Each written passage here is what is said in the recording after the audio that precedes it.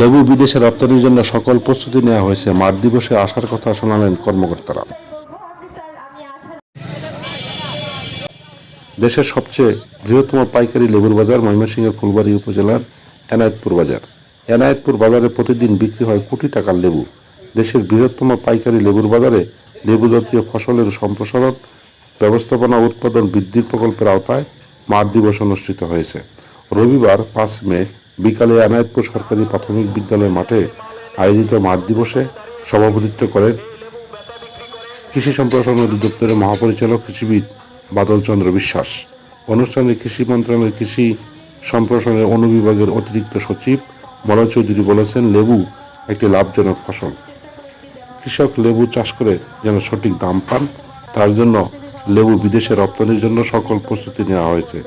আগামী অর্থ বছরে কৃষকের উৎপাদিত লেবু বিদেশে রপ্তানি শুরু হবে। তিনি বলেন, লেবু শুধু বিদেশে রপ্তানি নয়, লেবু খাওয়ার প্রবণতাও আমাদের বৃদ্ধি করতে হবে।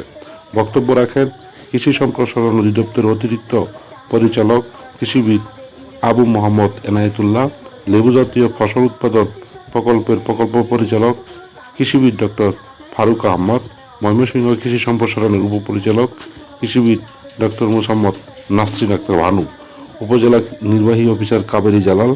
অনুষ্ঠান পরিচালনা করেন ফুলবাড়িয়া উপজেলা কৃষি অফিসার কৃষিবিদ নূর মোহাম্মদ। উল্লেখ্য, দেশের সবচেয়ে বড় লেবু পাইকারি বাজারে এনায়েতপুরে প্রতিদিন কোটি টাকার লেবু বিক্রি হয়ে থাকে। উপজেলায় 815 হেক্টর জমিতে লেবু জাতীয় ফসল আবাদ হয়, তার মধ্যে 85 হেক্টর জমিতে আবাদ হয় মাল্টা, বাকি 730 হেক্টর জমিতে আবাদ হয় লেবু।